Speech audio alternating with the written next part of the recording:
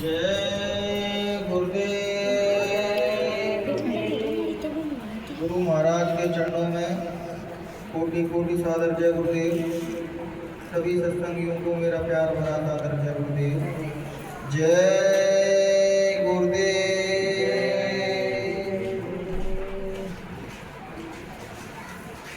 बहनों भाइयों, इस मनुष्यता का सबसे बड़ा दुर्भाग्य ये होता है जब कोई भी शक्ति हमारे संसार के बीच में आती है, उस समय उसको कोई पहचान नहीं पाता है।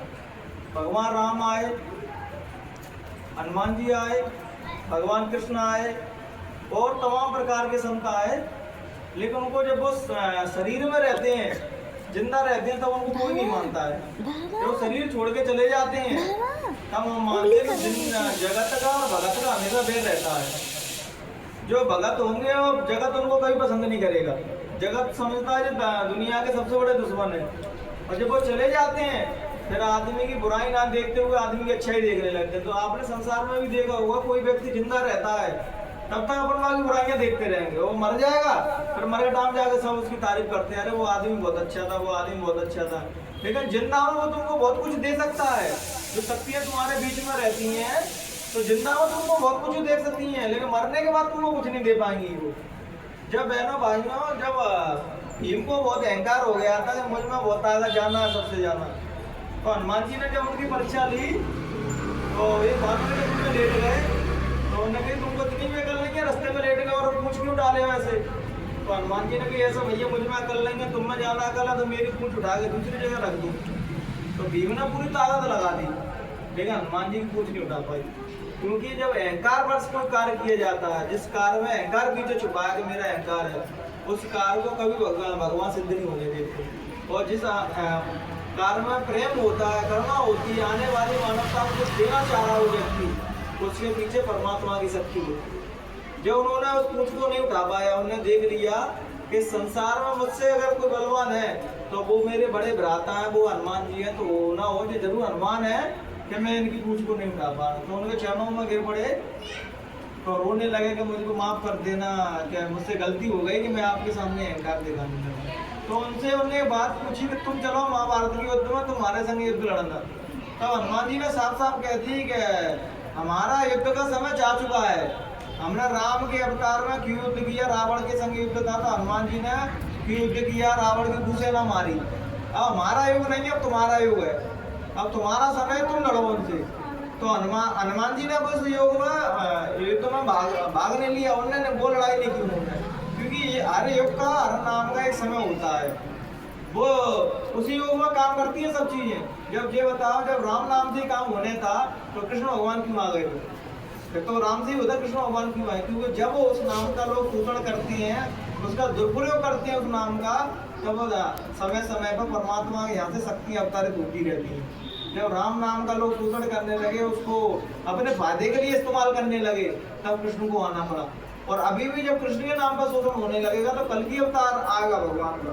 तो जब जिस नाम का शोषण हुआ तब तक भगवान का अवतार हुआ कि धर्म के नाम पर लोग सीधे सच्चे लोगों को ठगते हैं, धर्म के नाम पर लड़वा रहे हैं, धर्म के नाम पर जाति की खाइयाँ बांध दी हैं। जी बताओ, कौन सा धर्म सिखा रहा है? कोई धर्म सिखाता है? मानवता सबसे ऊपर धर्म है। मंदिर में जाने से पहले अगर तुम किसी गरीब व्यक्ति की मदद कर रहे हो तो भगवान तुमसे वहीं प्रसन्न हो जाते हैं। क्योंकि ये बताओ कि पूरे जगत को दे रहा था, तुम क्या दे पाओगे? हम भगवान को 150 रुपये चढ़ा के तो प्रसन्न हो जाते कि हमने भगवान को दे दिया। तो फिर तो अपन बड़े हुए ना, भगवान कहाँ बड़ा हुआ? भगवान जब वो तो जगत को बांट रहा है, उसको तुम भला क्या दे पाओगे? लेकिन जो तो हमारी नादानी रहती है, भूल रहती है कि हम भगवान को ही देने की सोचने लगते हैं। भगवान को हमने दे दिया, हमने संतों को कुछ दिया है, लेकिन संतों को कोई नहीं दे, संत देते हैं संसार को। बहनों भाई, एक उदाहरण बताऊं आपको। एक शिष्य रहता था, गुरु के पास गया। एक शिष्य गुरु के पास गया तो उसने कहा कि महाराज, मेरे जीवन में बहुत सारी समस्याएं हैं। तो गुरुदेव ने क्या करना चाहिए कि महाराज तुम मेरी समस्या निपटा दो तो मैं तुम्हारा जो तुम बताओगे वो कार्य करूँगा। तो उन्हें बच्चा जो हम बताएंगे वो तुम कर नहीं पाओगे। नहीं महाराज मैं करूँगा। तो जब बच्चे की समस्या सॉर्ट आउट हो गई तो बस उनके गुरु ने बस यही कहा कि बच्चे को कुछ नहीं करना है, बस सुबह शाम भगवान का भजन करना है। और जब वो समस्या सॉर्ट आउट हुई और उसके जीवन में सुख सुविधा आ गई, तो उसको बहुत सरल काम दिया था कि सुबह शाम तुमको अपने समय के अकॉर्डिंग भजन करना है, कि 5-10 जिसको जितना समय मिल जाए उतना भजन करना है। तो महीना 2 महीना तो किया उसने, जब मानव देखा सब सुविधा मैं क्यों भजन करूं, मैं बीमार भी नहीं है, कुछ दुख भी नहीं है मेरे पास, गाड़ी घोड़ा सब मेरे पास है, मैं भजन क्यों करूं भगवान का। तो गुरु के वचनों का खंडन कर दिया, भगवान का भजन छोड़ दिया। तो थोड़े दिन बाद फिर वो समस्या आ गई, तो फिर वो महात्मा जी के पास गया, तो गुरु जी वो समस्या फिर आ गई। तो गुरु जी ने कही हमने तो तुमसे पहले यही कि हमने तुमको बताएंगे वो तुमको करना पड़ेगा। अब बताओ इसमें गुरु जी का क्या स्वार्थ था, उन्होंने तुम्हें भगवान के नाम से तो जोड़ा, तुम भगवान का भजन ही तो दिया, तुमने क्या दिया। लेकिन लोग भजन करने में इतने वो है कि भजन नहीं करेंगे। हम ऐसे बाबाओं के पास, ऐसे संतों के पास जाएंगे जो शॉर्टकट रास्ता बता रहे हैं, भजन ना करना पड़े, हमें समस्या सुनना है। तो भजन तुम्हारी समस्याओं का स्थायी समाधान है। तो तुम भगवान का भजन सुबह शाम में 5-10 मिनट उसकी याद में बैठ रहे हो, तो फिर तुम्हें किसी भी बाबा के पास, किसी भी गुरुबा के पास, किसी भी बड़ोड़ आदमी के पास जाने की जरूरत नहीं है। आजकल यहाँ दिखते तो बहुत सारे संत हैं, लेकिन होते नहीं है संत। संत वो है बहनों भाइयों कि जिसके भीतर सरलता है, जिसके भीतर मानवता है, ऊंच नीच की भावना नहीं है, सबको एक दृष्टि से देखता है, वो है संत। वो आज के युग में मिल पाना बड़ा मुश्किल है। आजकल सभी संतों ने धर्मों की खाई बांध दी है। मुसलमान कहते हैं मेरा धर्म बड़ा, हिंदू कहते हैं मेरा धर्म बड़ा, ईसाई कहते हैं मेरा धर्म बड़ा, सिख कहते हैं मेरा धर्म बड़ा। इनमें से कोई भी धर्म बड़ा नहीं है बहनों भाइयों। जो इस धर्म का पालन कर रहा है, जो इस धर्म का सच्चाई के साथ चल रहा है, वो सबसे बड़ा है। हम धर्म अच्छा बुरा सब जानते हैं, ऐसा कोई पुरानी नहीं है संसार में जो अपना अच्छा बुरा नहीं जानता हो। लेकिन सब जानने के बाद भी जो गलत काम करता है उसको सजा मिलती है। और संत क्या करते हैं कि संत केवल अच्छी बातों को कहते ही नहीं है, अच्छी बातों को अपने जीवन में भी उतारते हैं। जब तक तुम कोई चीज को जीवन में नहीं पारोगे, तो किसी भी मंदिर पर चले जाना, किसी भी दरगाह पर चले जाना, किसी भी बाबा के पास चले जाना, अगर अपने भीतर अच्छे कर्म नहीं करोगे, अपने आचरण विचार नहीं सुधारोगे, अपने कार्य को ईमानदारी के साथ नहीं करोगे, तब तक तुम्हारे घर में बरकत होने वाली नहीं। आज घर घर में देख लो, सबके घर घर में अशांति फैली हुई है। सब अपने अपने देवता को मान रहे हैं, लेकिन कैसे मान रहे पता कि देवता को भी मानना है, चोरी भी कर रहे हैं, हनुमान जी को भी मानना है, मांस भी खा रहे हैं, माता को भी मानना है और खोटे कर्म भी कर रहे हैं। तो कोई देवी देवता तुझे कहता है खोटे कर्म करो, तो किसी को मानते हो तो फिर उनके विचारों को मानो, उनके आदर्शों को मानो। कहते हैं कि राम राम का सब चिल्लाते हैं, लेकिन राम की बात को कोई नहीं मानता है। कृष्ण कृष्ण राधे राधे सब चिल्लाते हैं, लेकिन उनके जो विचार थे, उनके आदर्श थे, जो तुमको विचार देने थे, वो कोई नहीं मानता है। कृष्ण राधे राधे भी चिल्ला रहे हैं, संजा को शराब पी रहे हैं, मांस भी खा रहे हैं, तो ये बताओ कैसा मानना हुआ। मानना तो बहनों भाई हृदय से होता है।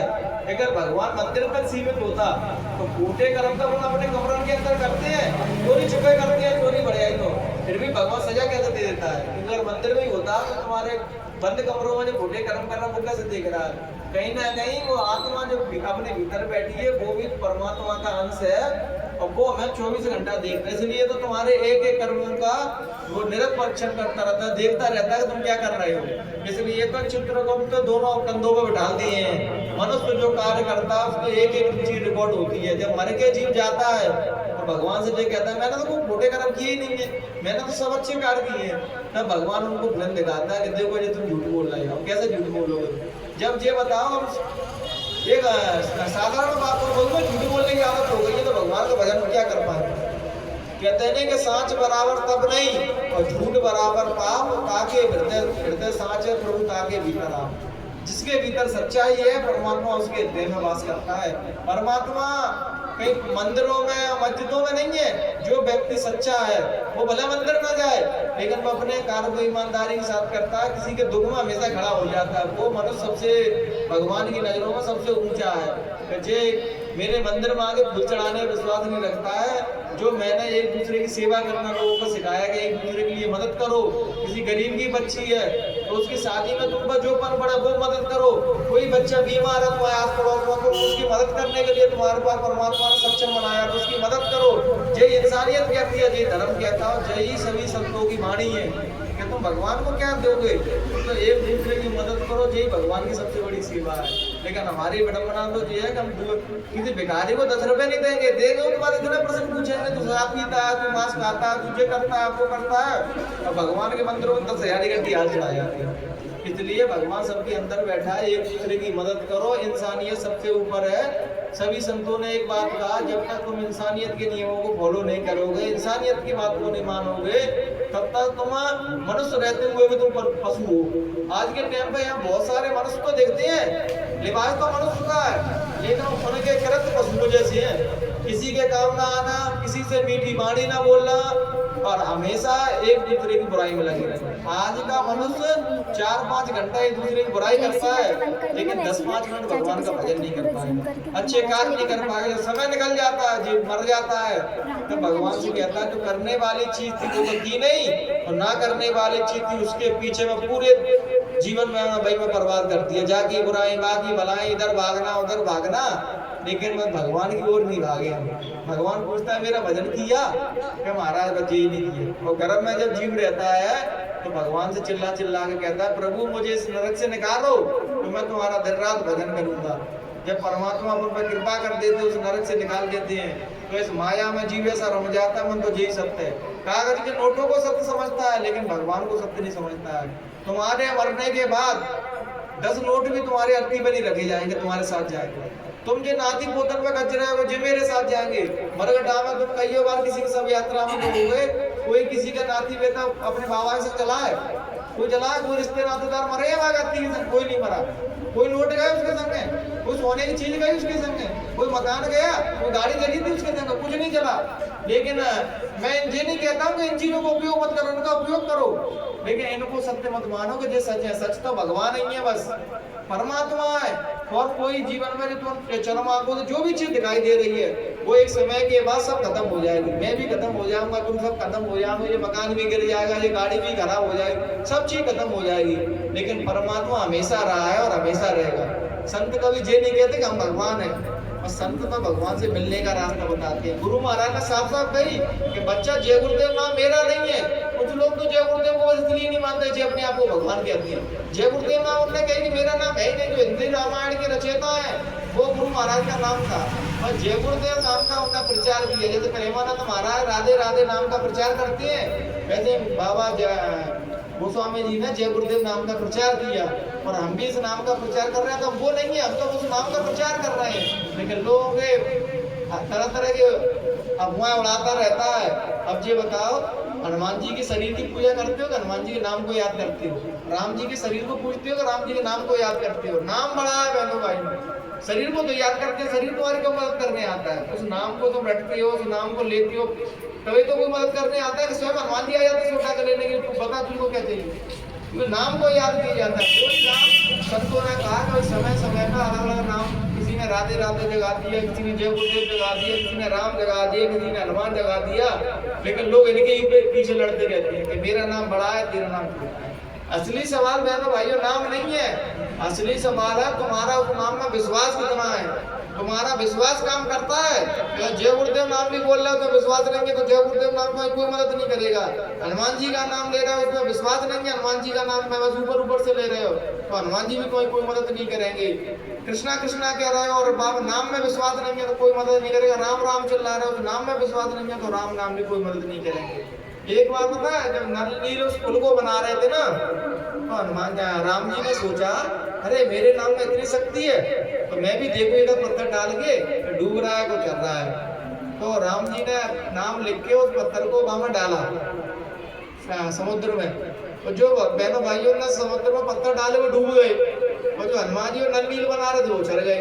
तो हनुमान जी ने कहा प्रभु हमें तेरे इस नाम पे हमें पूर्ण विश्वास है, तुम्हें तो इस नाम पे पूर्ण विश्वास, हमको इस नाम पे पूर्ण विश्वास है, इसलिए हमारे पत्थर तैर रहे हैं, और तुम्हें अपने नाम पे संदेह इसलिए वो डूब गए। संदेह करोगे कोई भी चीज पे, किसी भी नाम पे, तो तुम डूब जाओगे। संदेह तुम्हें अटूट विश्वास है तो नाम पे, तो कोई नाम तुमको पार लगाता है तो तुम किसी भी नाम को लो, उस नाम पर पूर्ण विश्वास रखो, पूर्ण भरोसा रखो, पूर्ण श्रद्धा रखो, वही नाम तुमको यहाँ से और भवसागर से पार कर देता है। केवल जो विश्वास, भक्ति का क्या नाम है? विश्वास का नाम भक्ति है। अगर विश्वास है तो परमात्मा है, और विश्वास नहीं है तो कहीं पे भी नहीं है। कहते ना जर्रे जर्रे में झांकी भगवान की, और किसी सूझ वाली आंखों ने पहचान ली। सब जगह वो भगवान है, लेकिन उसको देखने के लिए वो दृष्टि तो हो, उसको भजन की दृष्टि हो, करुणा की दृष्टि हो, हमारे प्रेम की दृष्टि हो, तब तो देख पाएंगे। भगवान को सब याद करते हैं, बल तुम्हारे सामने आ जाए तो ये माया ऐसी है तुम पहचान ही नहीं पाओगे, तुम्हें मार के भगा दो। भग जाते भिखारी कहाँ फिर रहा है, क्योंकि वो अपने मूल स्वरूप में आगे तब भी नहीं मानोगे तुमको। देखो जो धनुष मारे लेकर कोई पागल घूम रहा है, तुम ये नहीं कहोगे कि राम जी है, ना कहोगे कोई पागल घूम रहा है। छोटा लेके वालों बाजार में कोई आदमी घूम रहा है, हनुमान जी हो, तब भी तुमको देखो पागल आदमी घूम रहा है, क्योंकि तुम उस शरीर में भी नहीं मानोगे, किसी दूसरे शरीर में आओ तब भी नहीं मानोगे, क्योंकि तुम मान ही नहीं सकते कि भगवान ऐसे मेरे सामने आ जाए। इसलिए भजन करोगे तो दिखाई देंगे, भजन नहीं करोगे तो सामने आ जाएगा तो नहीं पहचान पाओगे, तुम पागल करके भगा दोगे बाबा यहाँ से। इसलिए सच्चा कर्म करो, अच्छे रास्ते पर चलो, और जहाँ भी तुम्हारा जो भी व्यक्ति तुमको ऐसा दिखाई दे कि से मेरी मदद की जरूरत है, न मान धन जिससे भी कैसी मदद कर पाता हूँ तो उसकी सच्ची मदद करो। यही भगवान की सबसे बड़ी इबादत है, भगवान का सबसे बड़ा भजन है, और कुछ नहीं है भगवान का भजन। अगर एक दूसरे की मदद करोगे तो भगवान के दुलारे बने रहोगे, और एक दूसरे की मदद के लिए खड़े नहीं होगे तो भगवान की नजरों से भी गिर जाओगे। बस इन्हीं विचारों के साथ अपनी वाणी को हम यहीं विराम देते हैं। अगर बहनों भाइयों किसी भी हमसे बोलने में किसी की त्रुटि रह गई हो तो अपना बेटा, अपना छोटा भाई समझ के उनकी माँ